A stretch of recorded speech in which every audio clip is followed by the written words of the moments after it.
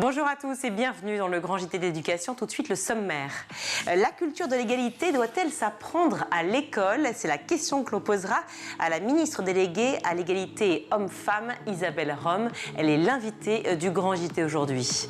Toujours sur le thème de l'égalité, nous parlerons en deuxième partie d'émission du concours Science Factor, un concours dédié aux projets innovants dans le domaine scientifique, projet porté par des collégiens et des lycéens et surtout entièrement piloté par des filles.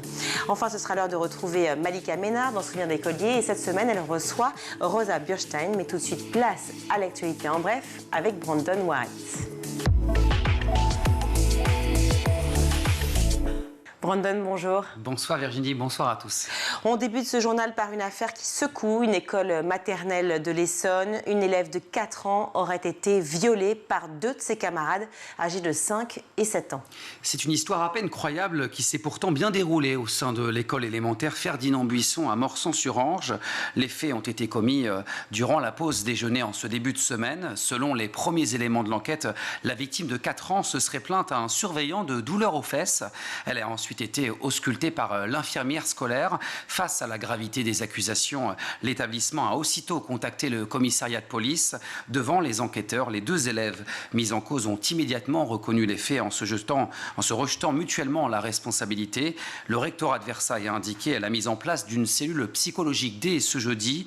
La maire de Morsang-sur-Orge a quant à elle prévu de rencontrer les parents de la victime dans les prochaines heures. On continue ce journal avec une autre actualité. Ces 2 derniers mois, le nombre de signalements pour atteinte à la laïcité est en hausse dans nos écoles.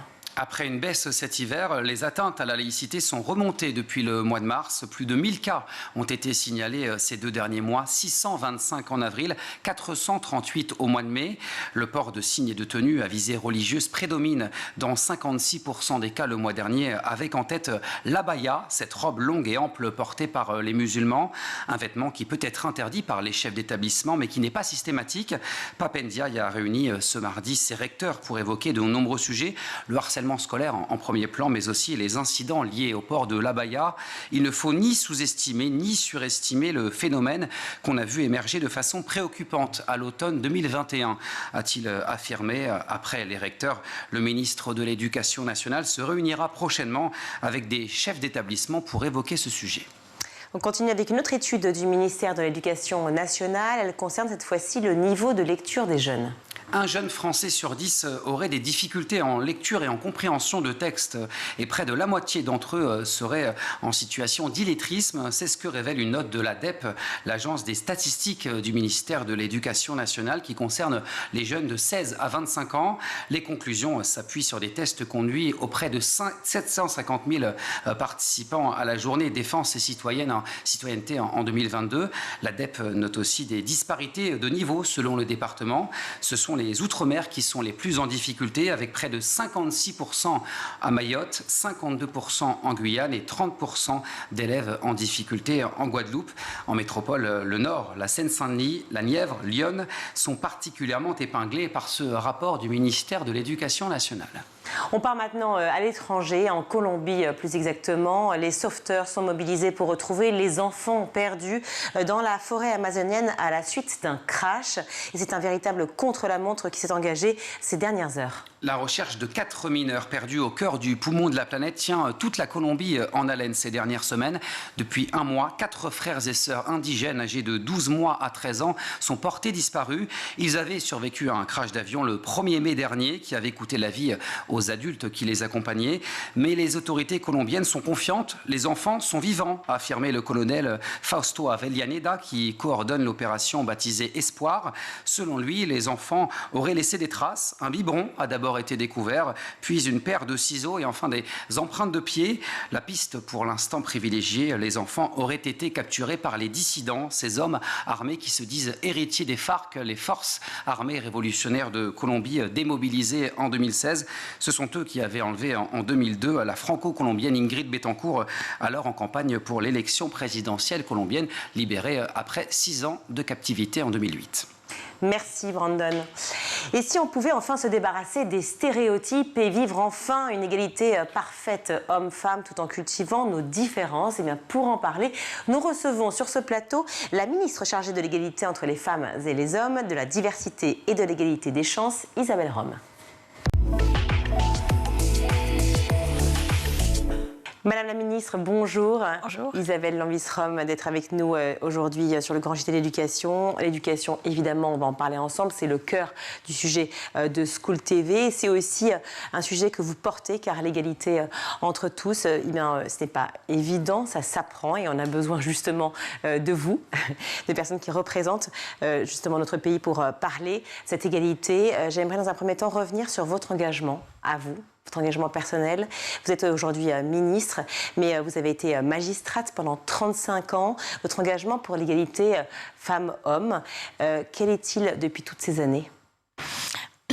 Il est né très tôt, puisque moi-même je suis née dans une école, puisque mes parents étaient instituteurs dans un petit village. Donc depuis ma naissance, j'ai les 3 mots de liberté, égalité, fraternité au-dessus de la tête. Et je pense que ça a conditionné mon parcours, un parcours de combat pour la liberté, et notamment la liberté individuelle quand j'étais magistrate. Je suis restée 30 ans magistrate, donc pour la liberté, pour la dignité humaine, pour les droits, et aussi donc pour l'égalité. Et je pense que j'ai vraiment puisé toute la force de ce combat pour l'égalité au cours de toutes mes années d'expérience de magistrate, et notamment lorsque j'ai présidé des cours d'assises, lorsque j'ai jugé des féminicides, des viols, et que j'ai compris jusqu'où ces violences faites aux femmes pouvaient mener.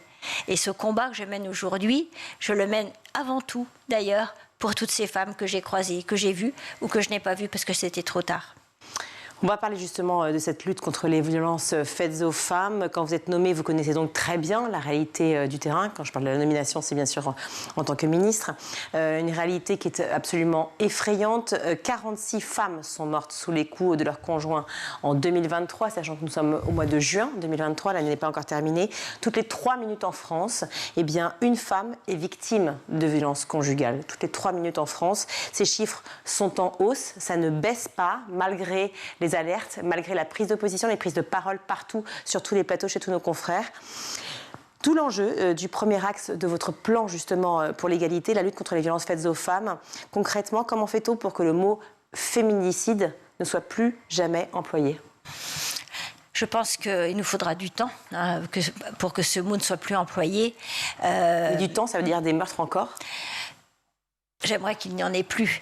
En tout cas, ce que je peux dire, c'est que nous avons fait déjà beaucoup lors du premier quinquennat. Vous savez que la grande cause du quinquennat, c'est l'égalité entre les femmes et les hommes. Le premier pilier de cette grande cause, c'est la lutte contre les violences.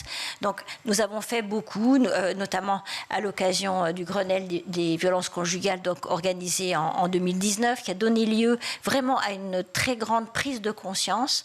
Et puis de la part de qui, pardon de vous couper, Madame la ministre, mais qu'on comprenne bien. Alors, je pense qu'il y a plusieurs prises de conscience, c'est-à-dire une prise de conscience collective déjà au niveau de la société, c'est-à-dire qu'on a dit que ces violences qui sont commises dans la famille, ces violences intrafamiliales, ne sont pas des affaires privées. C'est-à-dire que oui, cela nous regarde. Il s'agit de crimes, de délits, et cela nous regarde.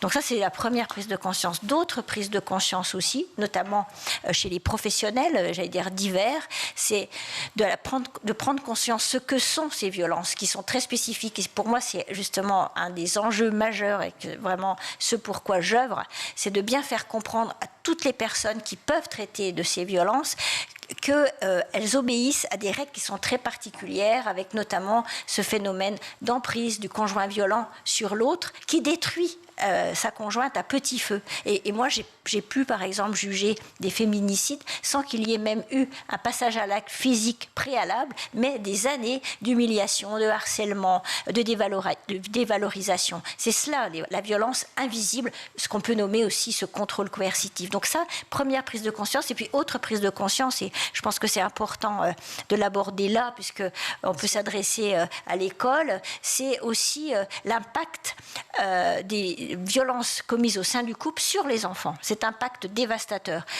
C'est pareil, il y a quelques années encore, on disait ce qui se passe au sein du couple n'a pas d'incidence sur les enfants. Et bien là, grâce à l'apport des sciences humaines, on a compris que si, ça a un impact, et c'est surtout un impact traumatique extrêmement important. Et donc, de cela, vous voyez, on a découlé un certain nombre de mesures, comme le renforcement des outils de protection, les téléphones grave danger, les bracelets anti-rapprochement, la prévention de la récidive, les places d'hébergement d'urgence, voilà. Et nous voulons aller plus loin encore. Je comprends. Alors, malgré effectivement toutes ces prises de conscience dont vous parlez, toutes ces dispositions faites, eh bien, on le voit, les chiffres sont constamment en hausse. S'il n'y a même pas de baisse ou de stagnation. Comment vous l'expliquez ? Alors, sur les féminicides, je pense qu'on est à peu près sur les mêmes données. En revanche, sur la hausse des violences, je pense qu'il faut s'expliquer. Oui. C'est-à-dire que il ne s'agit pas forcément, et je pense que c'est même le cas, d'une hausse de violence en tant que telle, mais plutôt le fait qu'elles sont davantage dénoncées, davantage repérées, davantage identifiées. Et en cela, c'est plutôt positif, parce que justement, cela montre que grâce à toutes les mesures que nous avons mises en œuvre, tout ce travail de sensibilisation, de formation des différents acteurs à tous les niveaux, des policiers, des gendarmes, mais aussi des médecins, des avocats, des juges, eh bien, ces violences sont mieux identifiées, mieux repérées, plus dénoncées, ce qui fait que aussi, je pense, on traite aujourd'hui une souffrance qu'on ne traitait pas à l'époque. Et donc ça, en cela, c'est plutôt une progression. Je rappelle que vous êtes donc ministre, entre autres, de l'égalité homme-femme. Développer une culture de l'égalité, eh bien, cela demande de l'engagement. Vous l'avez dit, vous êtes engagé depuis très longtemps sur ce sujet. L'école, puisqu'ici on parle aussi évidemment et surtout de l'école. L'école a longtemps véhiculé des clichés et malheureusement, on le constate encore, et ce n'est pas moi qui le dis, c'est ceux qui viennent sur ce plateau, continuent à le faire. Les garçons, ce sont des scientifiques, les filles des littéraires. Les garçons doivent être ambitieux et carriéristes, les filles douces et bonnes élèves. On entend encore ressasser, que ce soit évidemment au côté du sein de l'école, mais aussi chez les parents, chez les enfants. Les garçons ont un espace immense de jeu dans la cour pour jouer au foot. Les filles sont plutôt à l'écart, dans les coins en tout cas, pendant la récré. On peine encore à étudier des textes écrits par des femmes auteurs, des femmes écrivains, dans les manuels scolaires. On pourrait continuer comme ça longtemps, la liste, elle est vraiment assez exhaustive. Comment on change cette donne ? Oui, le panorama que vous venez de décrire, il est tout à fait exact. Et je pense qu'il faut vraiment justement s'attaquer au mal à la racine, c'est-à-dire dès le plus jeune âge, pour lutter contre tous ces stéréotypes qui vont faire qu'on va conditionner finalement les filles et les garçons et finalement les restreindre dans leur droit à la projection future, qu'il s'agisse du choix de leur métier futur, et vous avez pu évoquer le fait que les garçons vont plutôt sur des métiers d'ingénieurs, de techniques, et les filles davantage vers des métiers du care, comme on dit, qui sont d'ailleurs souvent moins rémunérateurs. Donc on se rend compte que finalement, dès le plus jeune âge, on commence à fabriquer des inégalités aussi, et puis aussi en termes de prévention des violences sexuelles et sexistes, puisque finalement véhiculer ces stéréotypes, cela revient aussi à continuer de véhiculer tout de même un modèle dans lequel les garçons sont plutôt dans une sorte de supériorité ou de domination et les filles plutôt dans une sorte de soumission, d'acceptation. Donc on voit bien que sur ces deux champs, il est impératif de lutter. Et donc c'est pourquoi il faut que l'école eh bien, lutte activement contre ces stéréotypes. C'est à travers notamment l'éducation à la sexualité, et c'est tout ce sujet. Ça suffit 3 cours par an? Alors, je pense que ça suffit peut-être pour l'école, mais je pense que le champ de l'école, je ne sais pas si ça suffit pour l'école forcément, en tout cas, c'est déjà le champ qui est prévu par la loi de 2001 et qu'il nous faut à tout prix faire respecter, puisque jusqu'à présent, il n'y a que 15% des établissements scolaires qui mettent en œuvre cette loi. Donc, notre premier objectif, c'est déjà de faire en sorte que cette loi soit appliquée. Et puis aussi, effectivement, l'enfance, l'adolescence, ce n'est pas que l'école, même si l'école, effectivement, doit jouer pleinement son rôle et doit être un acteur très important pour briser tous ces stéréotypes. Mais il y a aussi tous les lieux que peuvent fréquenter les enfants. Ça peut être dans le cadre du périscolaire, de l'extrascolaire, et puis aussi, c'est un gros sujet que nous devons traiter aussi en termes de réseaux sociaux, en termes de tout ce qu'on peut avoir comme information sur Internet, parce que là aussi, on voit bien qu'on a des images extrêmement stéréotypées, souvent dévastatrices, dévastatrices d'ailleurs qui sont véhiculées. Quand on pense que, en fait, je crois que c'est 30% des utilisateurs de porno sont des jeunes, on voit que c'est quand même très grave. On va en parler justement de cet aspect-là et des réseaux sociaux, bien entendu. Vous êtes également la ministre de l'égalité des chances. Est-ce que l'école offre aujourd'hui la possibilité de réussite pour tous ?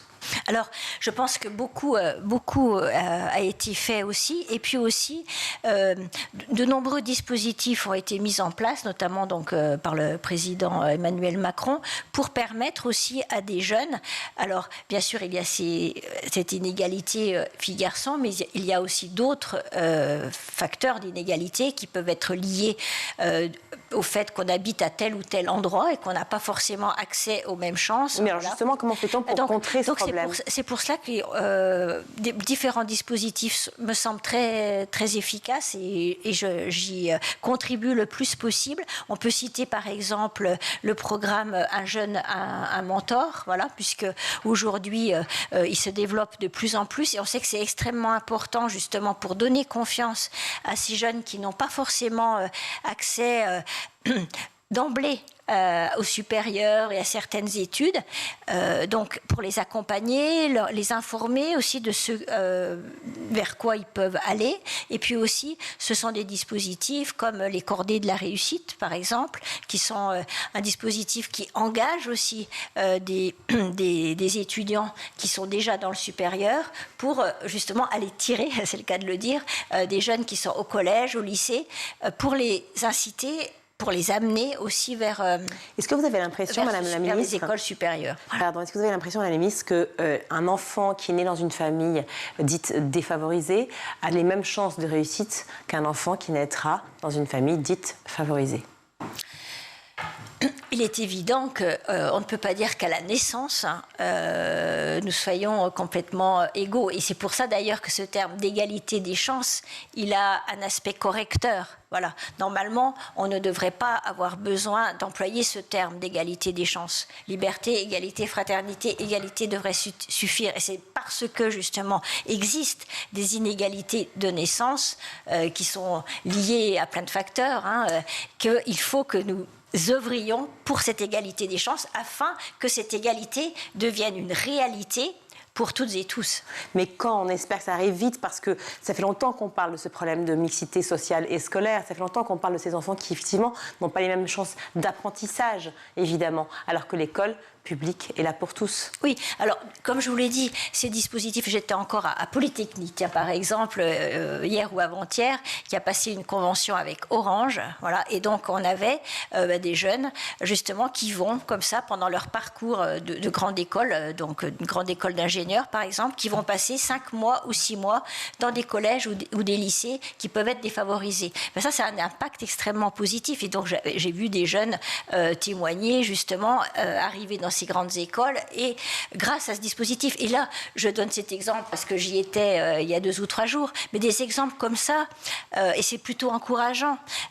J'en vois toutes les semaines. Voilà. Et donc, c'est en cela aussi qu'on peut avoir de l'espoir parce que aussi, bien sûr, il y a le dispositif, par exemple, Un jeune, un mentor, et oui, qui concerne 150 000 mentorés, tuteurs, voilà.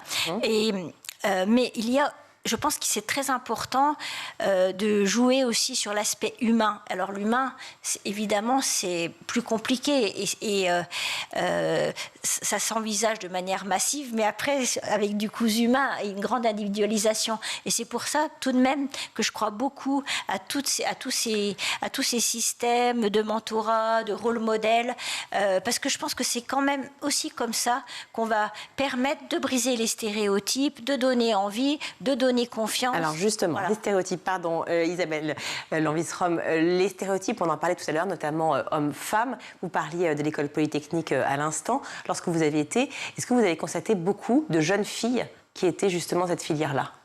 Alors, je n'ai pas vu toutes les... Non, mais je sais très bien que les jeunes filles sont encore minoritaires, hein, évidemment, puisqu'en fait, on sait que dans les écoles d'ingénieurs, je crois qu'on a en moyenne, guère plus de 20% de filles. Et c'est pourquoi, d'ailleurs, nous travaillons vraiment avec donc, le ministre de l'Éducation nationale, la ministre de l'Enseignement supérieur, pour favoriser cet accès des filles aux filières scientifiques. C'est un enjeu extrêmement important, non seulement en termes d'égalité femmes-hommes, mais aussi un enjeu sociétal, parce qu'on sait que notre société va manquer d'ingénieurs et que si on se prive de 52% de l'intelligence... et surtout, ce sont les métiers de demain. Surtout, ce sont les métiers d'avenir, effectivement, voilà. Pour la tech et les filières. L'école, c'est malheureusement aussi un lieu de violence. On le voit, bien entendu, dans la rue, mais surtout et beaucoup dans les établissements. On se découvre entre camarades, on se nargue souvent, on apprend à se connaître, puis c'est facile à vivre ou pas, ou en tout cas beaucoup plus difficile pour d'autres. Puis malheureusement, parfois, eh bien, ça va beaucoup plus loin, jusqu'au harcèlement, et même jusqu'au harcèlement qui tue.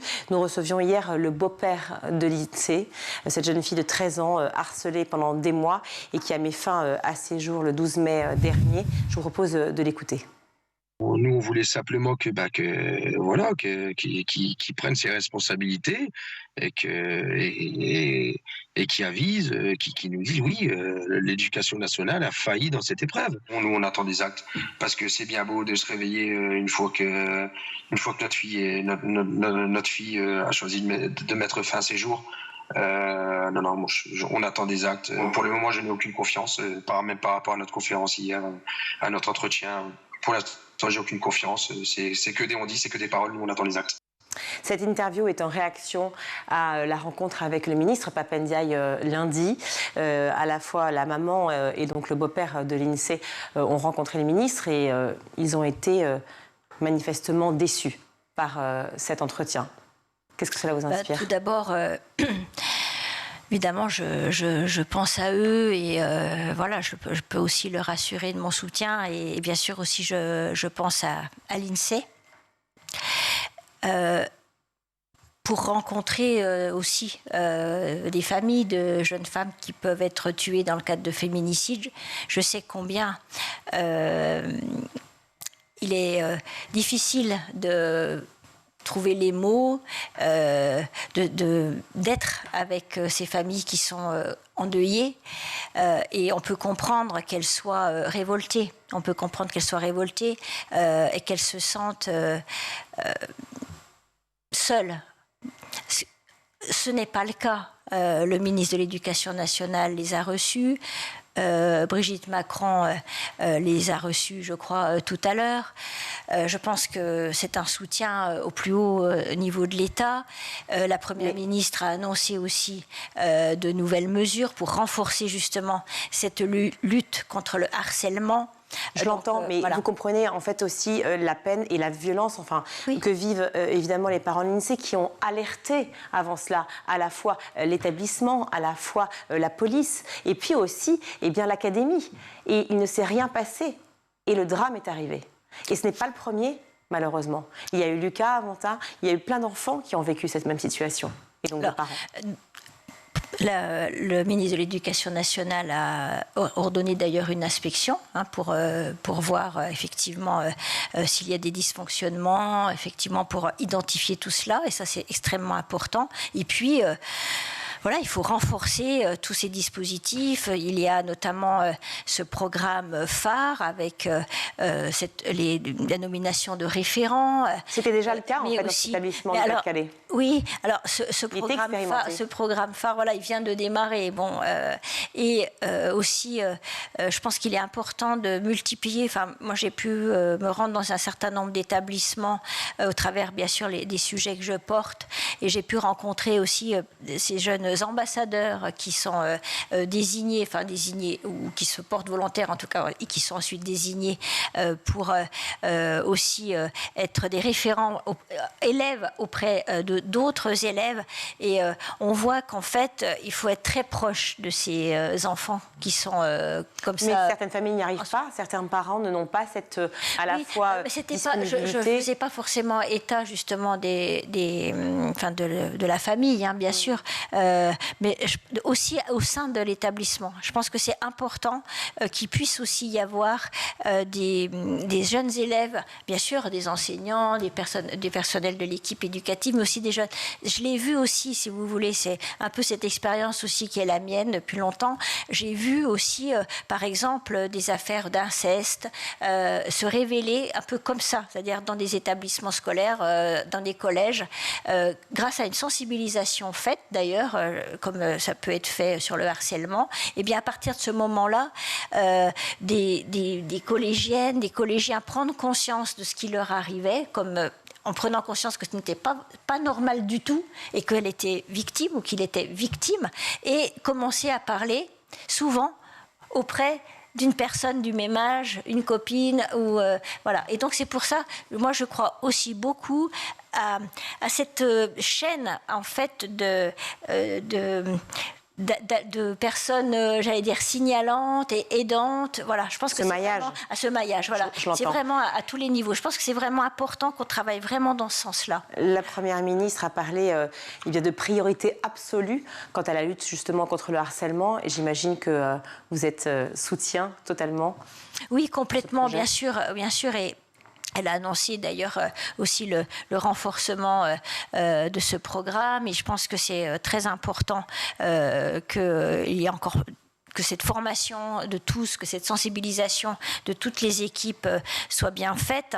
Je pourrais aussi parler de cette attestation numérique, vous savez, PIX, là, qui est aussi généralisée, va être généralisée donc en septembre 2023 donc pour les jeunes de 6e, et qui permet aussi de les sensibiliser sur l'utilisation du numérique et aussi, surtout, sur le cyberharcèlement. Parce qu'en fait, on voit bien aujourd'hui que le harcèlement, bien sûr, il peut avoir lieu de manière physique dans la cour de récréation, mais le pire, c'est qu'il continue une fois qu'on est rentré chez soi. Et il continue justement...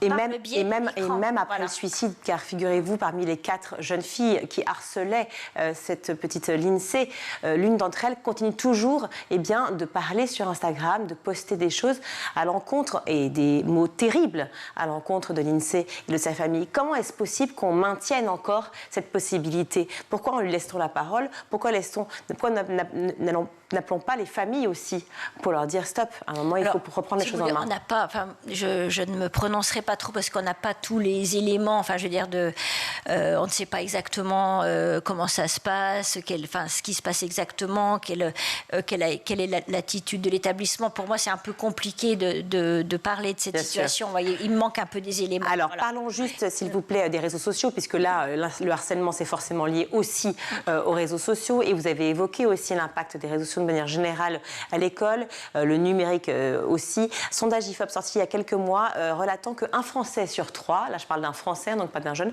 un Français sur 3 croit en la théorie du complot, et 41% des jeunes TikTokers, donc qui sont sur TikTok, croient en l'idée qu'un influenceur qui a un nombre important d'abonnés a tendance à être une source fiable d'informations. Ça en dit quand même vraiment long sur la désinformation de manière générale, sur les fake news et la façon dont s'informent les jeunes. Est-ce qu'il y a aussi quelque chose à faire urgent sur ce sujet? On a un travail à faire avec les plateformes pour les responsabiliser, et c'est tout un travail qui est engagé et qui va être encore renforcé, notamment au moment de la transposition de ce fameux DSA, Digital Social Act, donc ce règlement européen qui consiste finalement à rendre illicite en ligne tout ce qui est illicite, illégal dans la vie réelle. Voilà. Donc, ça fait partie vraiment des axes importants du travail qui doit être mené, de renforcer toute cette responsabilisation des plateformes.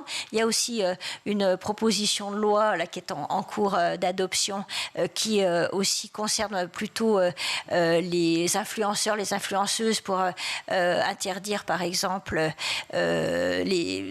pour prévenir, par exemple, si les images sont truquées, pour interdire... une obligation interdire aussi la publicité pour la chirurgie esthétique, voilà, pour les plus jeunes. Bon, voilà. Donc, en fait, je pense qu'il faut qu'on travaille le plus possible là-dessus. Et puis, je pense aussi, qu'il faut qu'on arme vraiment, et d'où cette nécessité d'agir aussi sur ce levier de l'éducation. Il faut aussi qu'on arme vraiment nos enfants, nos ados, sur la manière dont ils peuvent recevoir cette information. Parce que, j'allais dire, bien sûr on va continuer, on va responsabiliser les plateformes, on va réglementer tout ce qu'on va pouvoir réglementer, mais nous savons bien qu'il y aura toujours des informations qui vont échapper à un moment donné à tout contrôle. Et il faut à ce moment-là que les enfants qui reçoivent cette information aient peut-être le recul nécessaire pour ne pas les prendre de plein fouet, mais pouvoir justement un peu prendre du recul par rapport à ça. Et responsabiliser évidemment les parents aussi, qui sont peut-être un peu trop peu absents. Merci beaucoup, Madame la Ministre Isabelle Lanvisrom, d'avoir été avec nous sur ce plateau.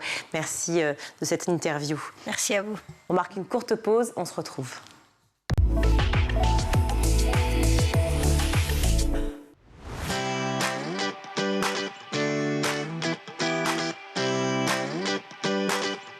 Tous les matins, retrouvez Emmanuel Davidenkoff et son équipe dans La Quotidienne. En compagnie d'un invité fil rouge, il vous propose des clés de compréhension et des pistes d'action en matière d'éducation. Vous venez de le dire, on parle d'intégration. Là, aujourd'hui, ce qu'il faudrait, c'est que l'inclusion se mette en place réellement. Parents, profs, élèves, élus, Patrice Boisfer vous donne la parole chaque jour dans le MAG pour aborder une thématique clé de l'éducation. L'idée, c'était de dire, vous pouvez le faire, c'est une volonté. Chaque jour, faites bouger le monde de l'éducation dans l'école du futur. Avec ses invités, Marjorie Paillon inspire vos enfants et les guide vers les métiers de demain. Le goût de l'effort qui est absolument nécessaire de développer chez un enfant, on peut le proposer avec un outil numérique. Tous les soirs dans le Grand JT, Virginie Guillaume débriefe de l'actualité du jour. Politiques et acteurs de l'éducation se questionnent sur l'avenir de nos enfants à l'école. Et j'espère qu'un jour, on y arrivera, le jour où on aura suffisamment un parcours de citoyenneté solide et qu'on aura donné aux jeunes de 16 ans la capacité de voter avec tous les outils dont ils ont besoin. Chaque semaine, Malika Ménard reçoit une personnalité qui se confie sur ses souvenirs d'écolier et sa vision de l'école d'aujourd'hui et de demain. En réalité, ça va être des ordinateurs, des tablettes, du numérique. School TV, imaginons ensemble l'école de demain.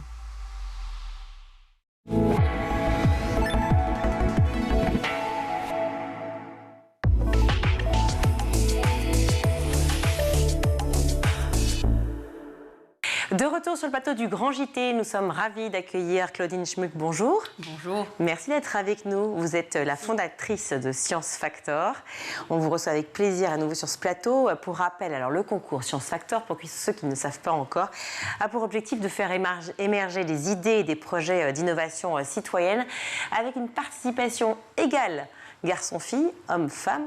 Vous étiez venu nous en parler en septembre dernier sur ce plateau. Et c'était une priorité pour vous, justement. Je voudrais revenir sur ce détail, mais on vient d'en parler avec la ministre Isabelle Rome. C'est une priorité pour vous, justement, eh bien de porter les femmes aussi sur le devant de la scène, qu'il y ait une égalité parfaite, garçons-filles, et surtout que les femmes, les filles pilotent les projets. Oui, à mon avis, c'est extrêmement important pour deux raisons. D'abord, des raisons d'éthique, parce que, évidemment, que les femmes soient minoritaires dans un secteur où s'inventent, où se créent les solutions aux problèmes que nous rencontrons chaque jour, ça me semble une nécessité éthique pour tous. Ne serait-ce que parce qu'on a des façons d'opérer, de fonctionner qui ne sont pas tout à fait les mêmes. Les intelligences sont différentes, sont distinctes, sont complémentaires. Et que les femmes en soient éloignées, encore trop nombreuses à en être éloignées aujourd'hui, c'est vraiment très très dommage. Donc pour des raisons éthiques, mais aussi pour des questions d'efficacité et de performance, parce qu'on ne le sait pas. Mais en fait, les équipes mixtes et les équipes qui comptent autant de femmes que d'hommes sont des équipes bien plus performantes, et on observe que dans le domaine de l'innovation, ça permet d'accoucher, si j'ose dire, d'innovations bien plus percutantes et plus fortes. Il s'agit de parler de complémentarité, n'est-ce pas ? Et d'égalité. Il n'y a pas que de la complémentarité. Le 16 juin, vous allez annoncer les prix, 9 catégories, dont une nouvelle cette année. C'est le prix You Know Why School TV. On est extrêmement fiers, bien évidemment. Un prix qui félicite une méthode pédagogique innovante grâce à la réalité augmentée. Est-ce que vous pouvez raconter aux téléspectateurs, parce que moi je le sais, mais évidemment vous le direz beaucoup mieux que moi. Alors, sur le prix qu'on a créé avec vous, c'est un prix qui porte sur l'innovation dans l'éducation. Ce qu'incarne votre chaîne à sa façon également, et qu'elle porte avec beaucoup de force et de pertinence. Donc, en fait, un petit peu compliqué de dévoiler tous les beaux projets que l'on a reçus. Donc, dans le domaine de l'innovation de demain, donc on en a reçu plusieurs. Donc, il y a ce projet que vous évoquiez de réalité augmentée, où on a une équipe d'adolescents qui viennent du Havre, qui sont à la fois dans les collèges et dans les lycées, et qui ont imaginé un dispositif qui utilise des tablettes et des petites affiches et qui fait dialoguer les deux pour que d'autres adolescents découvrent les parcours de personnes en situation de handicap en faisant un jeu à la fois entre du texte et des vidéos qui sont projetées automatiquement par le jeu de déclenchement des QR codes.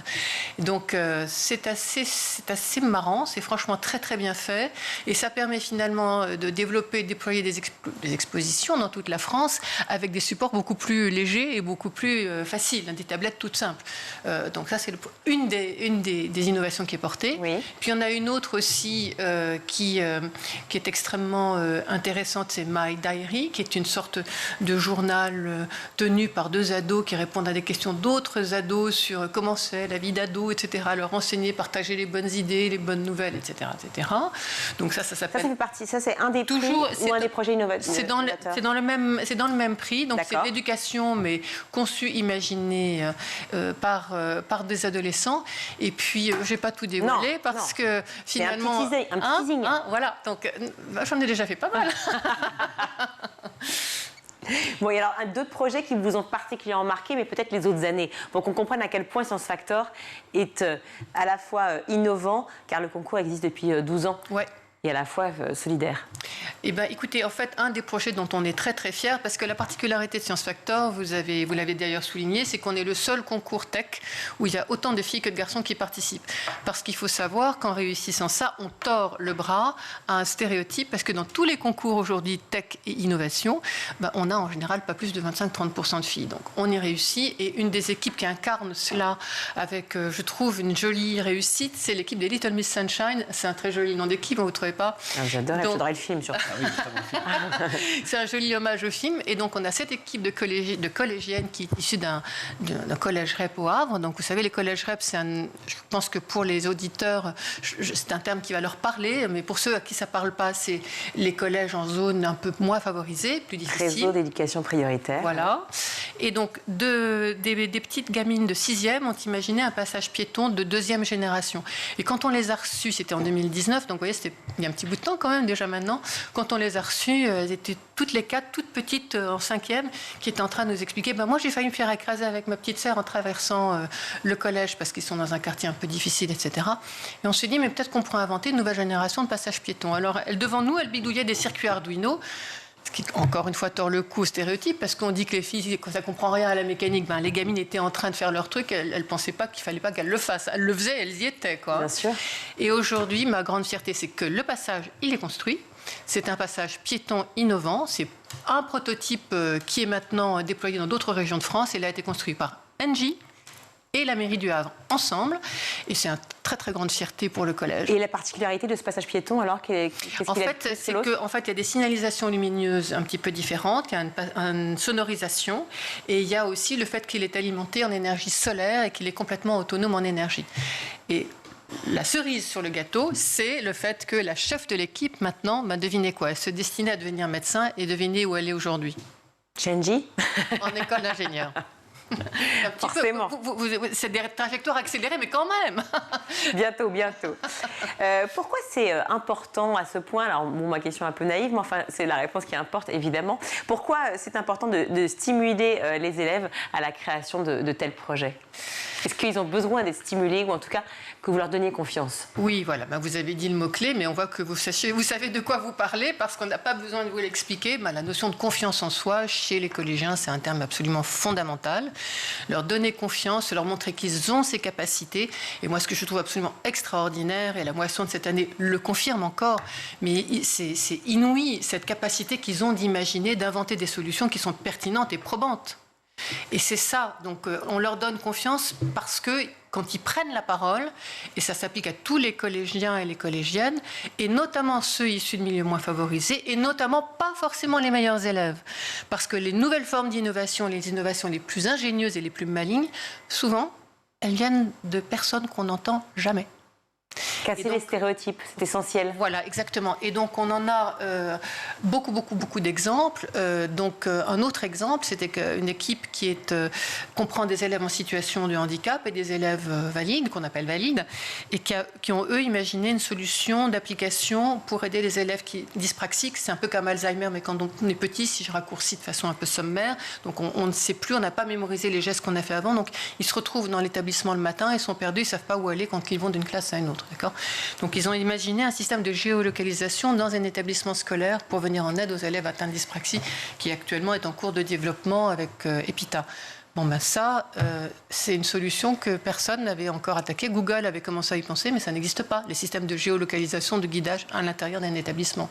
C'est la deuxième fois que je vous reçois, Claudine Schmuck, et à chaque fois, je me dis, c'est extraordinaire parce que les projets que vous portez sont des projets dont on a besoin, en fait. Oui. C'est pas juste des projets pensés essentiellement pour être innovants, pour être sympa, pour se dire, chouette, j'ai trouvé un nouveau truc, c'est malin, c'est sympa, mais je vais laisser sur une étagère. Non, on a vraiment l'impression, quand vous parlez du passage piéton, quand vous parlez effectivement de ce parcours pour les élèves en situation de handicap, enfin, je veux dire, ce sont des projets qui sont nécessaires pour la société. Oui, absolument. C'est le cœur de la démarche de Science Factor. En fait, ce que je leur demande au départ, c'est regardez autour de vous, ouvrez les yeux, identifiez un problème et dites-nous comment vous pensez que vous pouvez le résoudre. Donc forcément, ils répondent à des besoins qui sont réels et qui sont concrets, des besoins qu'ils observent. Donc du coup, effectivement, vous avez raison, les solutions qu'ils apportent, c'est en ça d'ailleurs qu'ils se différencient de la catégorie un peu bons élèves. On va avoir des solutions extrêmement sophistiquées, raffinées, etc., mais qui seront peut-être plus éloignées de la réalité que eux qui sont deux pieds dans la réalité. Voilà. On imagine que le succès est encore au rendez-vous. Cette année, vous avez eu un nombre plus important de participants par rapport à la précédente. On a eu un très joli nombre de participants et surtout une qualité de projet qui ne cesse de s'améliorer. Donc, avec un autre projet qui est absolument merveilleux, qui vient de Martinique. Et figurez-vous qu'en Martinique, l'équipe a imaginé une solution pour filtrer l'eau afin d'en éliminer le chlordécone en Martinique. Ben oui, surtout en Martinique. Non, c'est pas mal, non ? Fabuleux. Voilà, donc, un vrai projet porteur. Ouais, ah oui, non, mais ça, c'est carrément... Et alors, en plus, ils sont allés très, très loin parce qu'ils ont travaillé depuis un petit bout de temps dessus. En fait, ils attendent parfois d'avoir une certaine maturité pour présenter leur projet. Alors maintenant, ils viennent avec 3 séries de prototypes, un prototype en céramique, un prototype en inox, etc. C'est incroyable, incroyable. Et ils utilisent des savoir-faire locaux et des savoir-faire et des observations encore pour résoudre un problème criant dans leur environnement. Mais quand on propose des projets aussi brillants, ingénieux et qui peuvent être importants, effectivement, comme on le disait, pour la société, est-ce qu'après, vous les accompagnez pour qu'ils puissent rencontrer éventuellement, pourquoi pas, des investisseurs, enfin des gens qui vont aussi leur permettre de faire la bascule et de pouvoir réellement le monter à échelle de la société? Alors, en fait, ce qu'il faut savoir, c'est que les adolescents que nous accompagnons, c'est ce qu'on fait, mais les adolescents sont des collégiens, etc. Donc, parfois, pour l'instant, on n'en a pas encore eu un qui ait décidé de se dire, je vais monter le projet, je vais créer une entreprise. Ça arrivera peut-être. On a des prototypes réussis qui se concrétisent. Qui peuvent, dans quelques années, en fait, voir le jour. Avec BPI France, on les connecte avec des experts pour qu'ils puissent éventuellement, s'ils le souhaitent, créer leur entreprise. Pour l'instant, en fait, ce qu'on a réussi à faire, c'est créer des vocations pour aller vers les métiers de la tech. On n'a pas encore la jolie histoire qui va se concrétiser par une création d'entreprise, mais je n'ai pas dit mon dernier mot. Peut-être. Alors parlons justement de ces vocations, parce que c'est l'essence même du concours finalement, les vocations. Vous le disiez, collégiens et lycéens, c'est quand même une différence d'âge énorme, on ne s'en rend pas forcément compte, mais enfin on a 12 ans, on en sort, on a peut-être 16, 17 ou 18. Donc il y a une grande évolution en termes de maturité, en termes de connaissances, d'apprentissage. Comment ça s'opère pour pouvoir aller les chercher, les collégiens de 6e et de 5e, et leur dire finalement, peut-être que tu te trompes, tu crois que tu es un littéraire, mais ta voix, elle est peut-être vers les sciences. Eh bien, en fait, on travaille depuis maintenant 12 ans, comme vous l'aviez rappelé. Donc, en fait, on a des réseaux dans tous les rectorats, on a des contacts avec tous les recteurs dans les collèges, les lycées, etc. Donc, petit à petit, ça se dissémine de plus en plus. Et c'est en fait beaucoup, pour l'instant, par les professeurs que l'on transite. Ce sont eux qui mobilisent leurs élèves. Puis, cette année-ci, on a lancé avec 40 présidents de grands groupes, donc d'ailleurs, You Know Why, on a lancé une opération de mobilisation pour changer la donne, parce que maintenant, on peut dire que Science Factor, ça a fait un peu sa preuve, Bien donc sûr. Ça fonctionne correctement. Pour lancer le mouvement et changer la donne, on a lancé une opération de mobilisation auprès de 100 000 collégiens en 2023.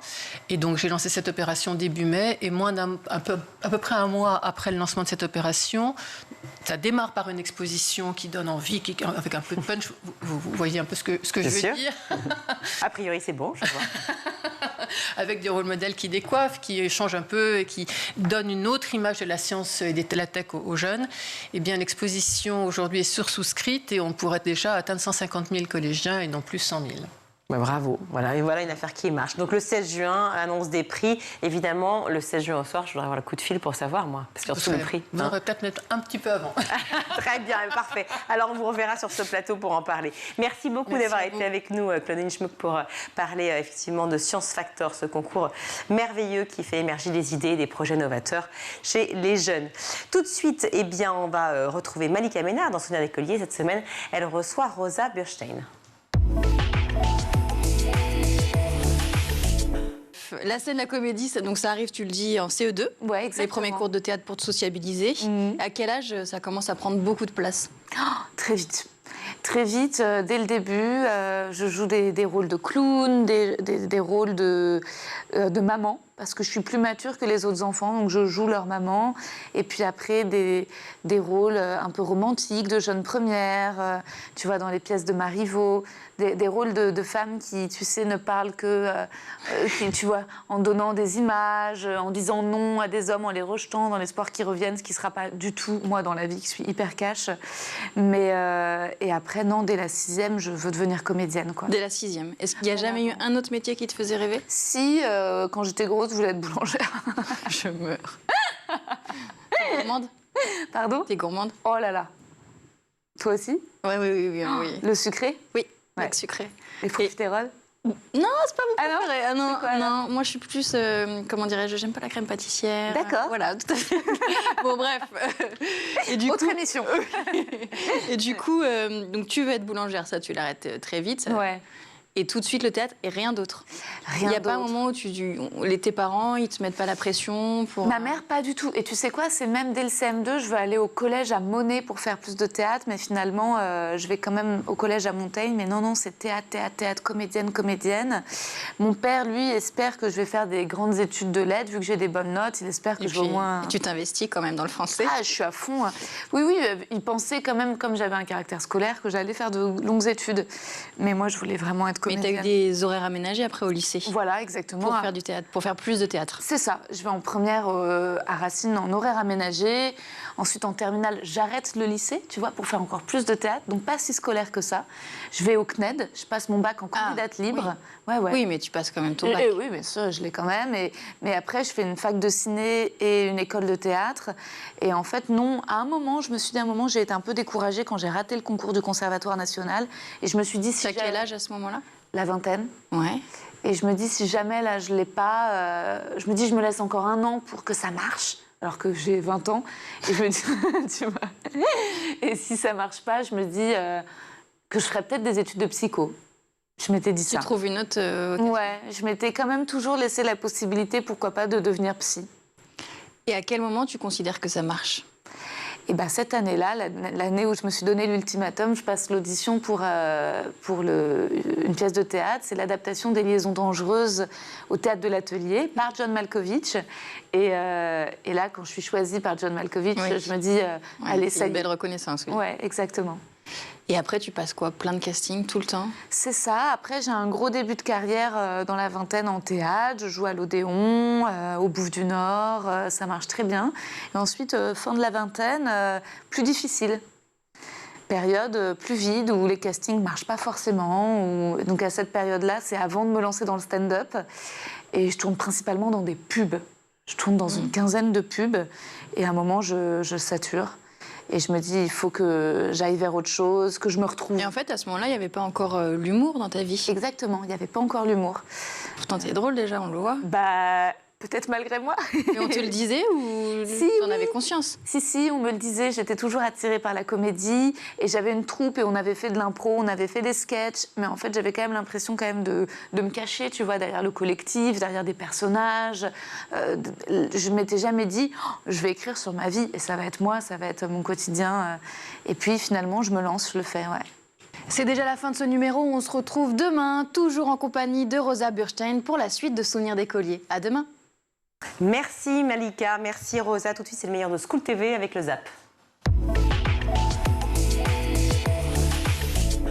47% des gamers sont des gameuses en France. C'est une très bonne nouvelle, sauf que seulement 15% des talents féminins sont des professionnels du jeu vidéo.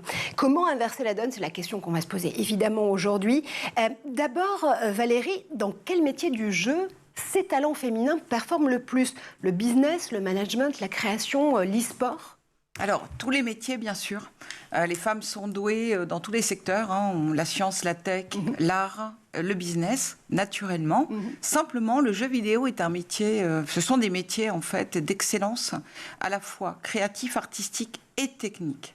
Et c'est ce « et technique », en fait, qui pose parfois problème, puisque les jeunes femmes s'interdisent aujourd'hui, à partir d'un certain âge, finalement, de rentrer dans ces métiers tech et pensent qu'elles ne vont pas y arriver, qu'elles ne pourront pas être développeuses, etc. Or, c'est une idée reçue, totalement fausse, bien sûr. Les femmes sont depuis toujours dans le domaine de la tech. Et comment inverser cette tendance? Il faut commencer à rentrer au collège et à parler aux jeunes femmes des métiers du jeu vidéo. Et c'est ce que font certaines associations du jeu vidéo, hein, donc Horizon Jeux Vidéo, pas Horizon, Ambition Jeux Vidéo à Lyon, Capital Games, Loisirs Numériques, etc., qui viennent expliquer les métiers aux jeunes femmes dans les collèges. Vous-même, vous auriez pu devenir scientifique d'ailleurs, ai-je appris en vous lisant. Mais c'est un peu la question source de toutes les autres questions. C'est ça, voilà. Effectivement, je suis plutôt bon à l'école, je suis plutôt bon élève, j'adore l'espace. Et puis à un moment donné, il y a un embranchement qui se fait dans ma vie. Et au lieu de devenir astronome, je deviens prof de français. Donc je me suis dit, qu'est-ce qui s'est passé? Quelle est la porte que j'ai ratée? Non, plus sérieusement, c'est vrai que... Enfin, que j'ai raté ou que j'ai emprunté. Oui, non, parce qu'en fait, c'est vraiment quelque chose qui me reste de ces 6 ans de méthode scientifique. C'est que je me dis que si j'avais appris au collège et au lycée la physique comme je l'ai appris pendant ces 6 ans d'émission, vraiment, je pense que j'aurais passé ma vie dans les grands télescopes. J'ai vraiment une passion pour l'espace. Le portrait robot que vous dessinez, il est quand même extrêmement impressionniste, mais il y a quelques constantes. Alors vous refusez à les tirer, hein. Vous dites finalement débrouillez-vous, vous avez les 17 entretiens, voilà. Chacun trouve ses règles. Ouais, chacun trouve ses règles. Néanmoins, il y a quand même l'école, et plutôt l'école primaire d'ailleurs. Il y a une rencontre avec un enseignant ou une enseignante à un moment donné, et je trouve d'ailleurs que c'est peut-être l'un des trucs les plus réjouissants de ces entretiens. C'est qu'on se rend compte que ce soit à l'école primaire, au collège ou au lycée, il y a beaucoup et très souvent, à un moment donné, un ou une prof qui dit il y a quelque chose et qui ouvre précisément cette porte et qui d'un seul coup va permettre à ces ou ces jeunes chercheurs d'un seul coup de se réaliser, de se dire effectivement je suis pas mauvais dans ce domaine-là et peut-être que c'est une piste à creuser. Ça va même jusqu'à la fac. Hein. Et ça, je trouve qu'aujourd'hui, rappeler à quel point le rôle des profs, des enseignants, depuis la primaire jusqu'à l'université, est essentiel dans le contexte politique que l'on connaît à l'éducation nationale et à l'enseignement supérieur, c'est quand même quelque chose d'important. Baptiste, comment on explique le carton du foot en France? Alors oui, il y a 2 millions de licenciés, mais au final, on est un petit pays. J'ai l'impression qu'on inonde de talent la planète entière. Le joueur français à la cote. Le joueur français à la cote, tout à fait. Il ne faut pas oublier que l'Île-de-France, c'est le 2e plus grand vivier au monde. Il y a Paris et sa région, et il y a Sao Paulo au Brésil. Donc il y a une capacité, effectivement, d'un point de vue quantitatif et qualitatif, à former des joueurs extraordinaires et de très haut niveau. Et c'est vrai qu'en Île-de-France, à 10 minutes d'ici, il y a des clubs amateurs avec des joueurs qui sont extrêmement talentueux. Et il y a effectivement cette capacité à former des joueurs de par les formateurs, de par beaucoup d'agents qui travaillent, de par des détections qui sont assez poussées. Ici en France, il y a l'INF Clairefontaine, il y a des centres de formation qui sont extrêmement réputés parmi les clubs professionnels. Donc effectivement, oui, la France est un grand pays. Tu dis qu'on n'a pas des installations de folie, par exemple comme aux États-Unis. J'imagine, dès qu'on voit les infrastructures, on se dit les athlètes, ils évoluent dans des structures incroyables. Bien sûr, si l'INF Clairefontaine a ses top, mais on n'a pas forcément que des structures comme ça. Et pourtant, on arrive à sortir des joueurs incroyables. Bien sûr, non, après, les structures, c'est important. Et il y a un vrai travail qui est fait d'ailleurs par la fédération pour essayer de redistribuer justement au mieux possible l'argent pour que les clubs puissent investir, parce que c'est effectivement très important. Mais même à Clairefontaine d'ailleurs, c'est pas le plus beau centre d'entraînement au monde. Il y a des nations qui sont un peu moins cotées que la France, qui ont des installations qui sont plus modernes. Mais après voilà, le foot, ça se joue pas, c'est pas que des beaux terrains de foot. Voilà. C'est aussi une qualité de formation et une qualité de joueur, tout simplement. Cédric Langebar, le joueur français, c'est celui qui s'exporte le mieux, c'est le mieux formé, le plus celui qui s'adapte le plus aux différents championnats, aux différents types de jeux. Je ne sais pas si c'est celui qui s'exporte le mieux, par contre c'est celui qui s'adapte le mieux. C'est vrai que je suis allé en Inde de 3 ans et le joueur français, on sait qu'il est régulier, qu'il est travailleur, qu'il est au niveau éducation, c'est quelqu'un de bien. Donc c'est vrai que c'est facile pour les entraîneurs étrangers de récupérer un Français. Finalement, si je vous entends bien, c'est un GPS de compétences qui vous permet ensuite, Chloé, lorsque vous êtes étudiante, par exemple au sein de Gaming Campus, de pouvoir mettre à disposition d'autres secteurs et d'autres industries tous les savoirs que vous aurez acquis pendant cette partie-là d'études. Si jamais, je ne dis pas que ce sera le cas, mais si jamais vous ne faisiez pas partie des 23 000 talents que le secteur attend pour les prochaines années, vous pourriez aller travailler pour le secteur cyber ou pour l'industrie, par exemple? Complètement. Je le dis souvent quand on fait des journées portes ouvertes pour les nouveaux étudiants, mais nos bachelors et nos masters ne sont pas cantonnés seulement pour le jeu vidéo. Aujourd'hui, j'ai des compétences qui pourraient me permettre de travailler dans l'informatique, dans les pubs, dans quoi que ce soit, même je pourrais même que ce soit autant de la communication, du marketing ou même du commerce. J'ai une certaine compétence qui a été acquise grâce au Gaming Campus qui me fait travailler dans la majorité des styles de travail, enfin la majorité des secteurs, ouais, voilà. Cédric Angebar, il y a une différence de génération. Il est plus facile aujourd'hui de se faire repérer ou c'est plus compliqué? Je pense bien sûr à l'avènement de tous les réseaux sociaux, toutes les vidéos. On est quand même dans une société de l'immédiateté avec toutes ces images. C'est plus facile de se faire repérer ou au contraire encore plus de compétition, plus de... Ouais, je pense que c'est de plus en plus dur parce que c'est vrai qu'avant, le bon joueur, on le voyait tout de suite et puis c'était du bouche à oreille. Aujourd'hui, il y a beaucoup de joueurs qui mettent sur les réseaux, ça vient de partout. Je suis dans le recrutement de mon club et j'ai déjà eu au moins 200 CV, donc on ne peut pas regarder tout, on essaye, mais c'est compliqué. Avant, le bon joueur, il sortait automatiquement. Aujourd'hui, c'est plus du bouche à oreille, c'est vraiment par les réseaux que ça passe. Il faut vraiment faire le tri et des fois, c'est vraiment compliqué. Maintenant, on laisse une chance à tous les joueurs dans le football français. C'est vrai qu'on vienne du monde amateur ou qu'on vienne de centres de formation, tout le monde peut réussir à sortir à un moment donné. Il faut juste être patient, être performant et la chance, on l'a une fois dans notre vie si on est bon. Voilà, j'en suis persuadé. Baptiste. Oui, non, juste pour dire que c'est un véritable parcours du combattant. On a parlé du chiffre, il y a plus de 2 millions de licenciés. Même pas 1% de ces licenciés deviennent joueurs professionnels, sachant que joueur professionnel, ça ne veut pas dire Mbappé. Ça veut dire aussi joueur de Ligue 2, de National. C'est pas forcément très médiatisé, on ne peut pas forcément en vivre très confortablement. Et ensuite, effectivement, il faut rejoindre un centre de formation, ce qui est très difficile, se faire détecter à un âge très jeune. C'est-à-dire que parfois, il y a des mômes qui ont 11 ans, 12 ans, à qui on demande, ne serait-ce que psychiquement, d'avoir la maturité d'un joueur peut-être de 17-18 ans. Et ensuite, il y a les contrats apprentis, les contrats aspirants, les contrats stagiaires, pour ensuite arriver, au nec plus ultra, le contrat professionnel. Mais il faut bien expliquer que c'est un sacrifice de toute une vie, de toute une partie de sa vie, de l'adolescence, de l'enfance, et que c'est extrêmement difficile aujourd'hui pour vraiment réussir dans le football en tant que tel. L'école, elle y prépare pas vraiment au doute, parce qu'en fait, elle est assez verticale, elle donne les bonnes réponses, elle invite assez peu à poser des questions. Oui. Non, mais c'est une question beaucoup plus large qu'on retrouve et que j'ai pas mal abordé dans la méthode scientifique au fur et à mesure de mes émissions, quand on parlait justement des notions d'éducation, c'est la notion de l'enseignement de l'esprit critique. Mais néanmoins, on se rend compte par ailleurs que cet esprit critique, qui n'était effectivement pas du tout enseigné, notamment pour les plus émérites des chercheurs et des chercheuses que j'ai rencontrées, n'a pas empêché de ces chercheurs de faire carrière. C'est-à-dire que même dans un enseignement vertical...